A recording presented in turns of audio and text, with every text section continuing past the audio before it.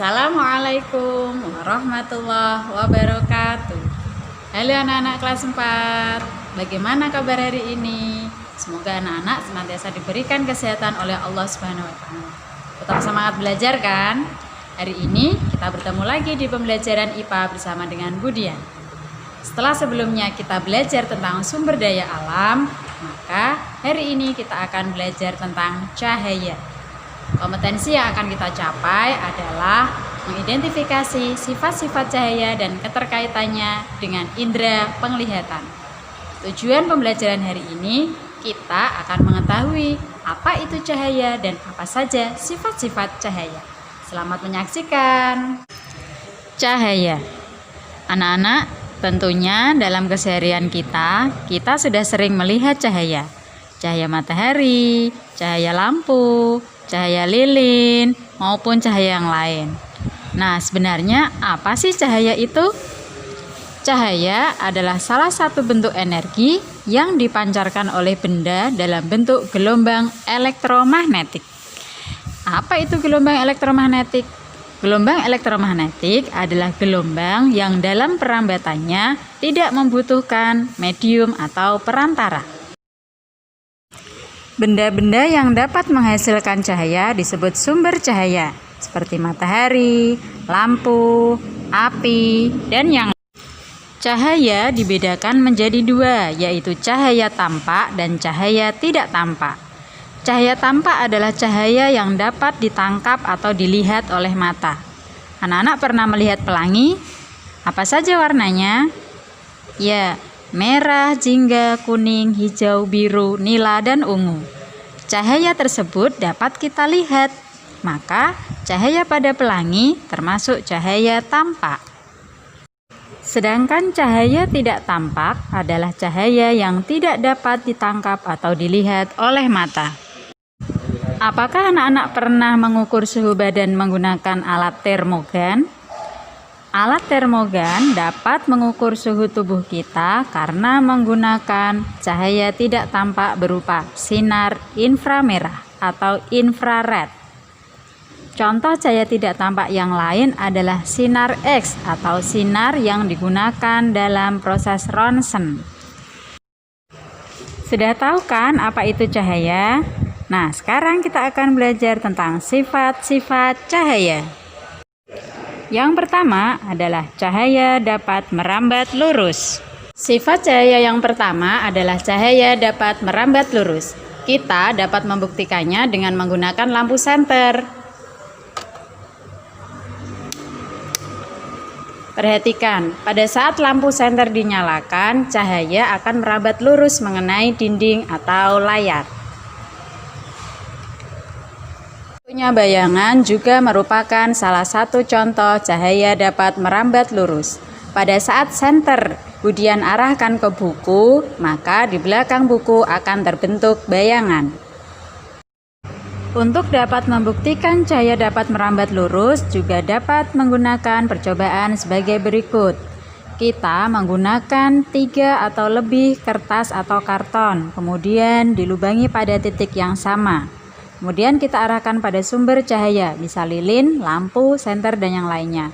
Maka kita akan dapat melihat cahaya melalui lubang yang sudah kita gunakan.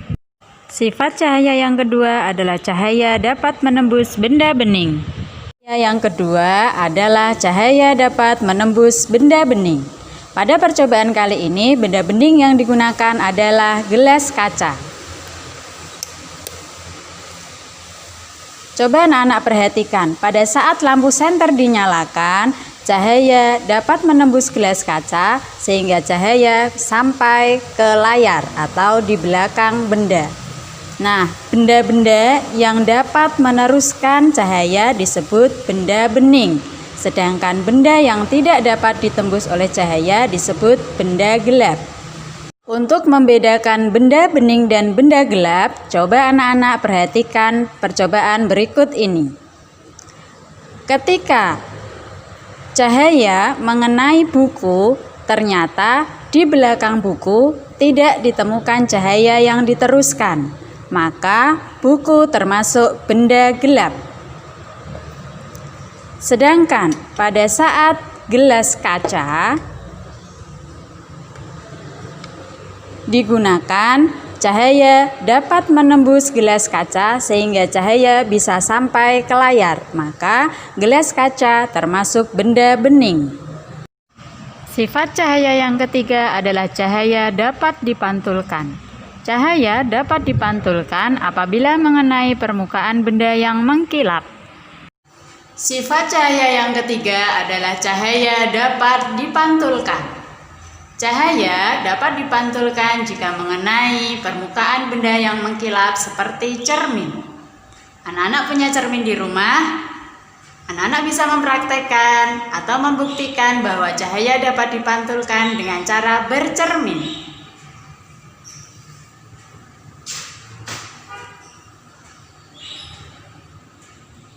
Selain cermin, benda yang mengkilap lainnya adalah permukaan air. Perhatikan gambar berikut. Tanaman ini akan dipantulkan pada permukaan air kolam sehingga bayangannya dapat terlihat pada kolam. Pemantulan dapat dibedakan menjadi dua, yaitu pemantulan teratur dan pemantulan baur. Pemantulan teratur terjadi ketika cahaya mengenai permukaan benda yang mengkilap yang permukaannya datar, seperti permukaan air yang tenang atau cermin. Sedangkan pemantulan baur terjadi ketika cahaya mengenai permukaan benda mengkilap yang permukaannya tidak rata atau bergelombang, seperti yang terjadi pada air kolam berikut. Sifat cahaya yang keempat adalah cahaya dapat dibiaskan. Cahaya dapat dibiaskan apabila dalam perambatannya melalui dua medium yang memiliki perbedaan kerapatan. Sifat cahaya yang keempat adalah cahaya dapat dibiaskan. Sebagai contoh, pada saat kita memasukkan pensil atau bolpen ke dalam gelas yang berisi air, maka pensil akan terlihat patah. Ukuran pensil juga terlihat lebih besar daripada ukuran pensil sebenarnya. Perhatikan di sebelah sini. Terlihat pensil atau bolpen mengalami patah. Salah satu contoh pembiasan cahaya yang lainnya adalah ikan yang berada di kolam terlihat lebih besar daripada ukuran sebenarnya. Selain itu, kolam akan terlihat lebih dangkal daripada kondisi yang sebenarnya.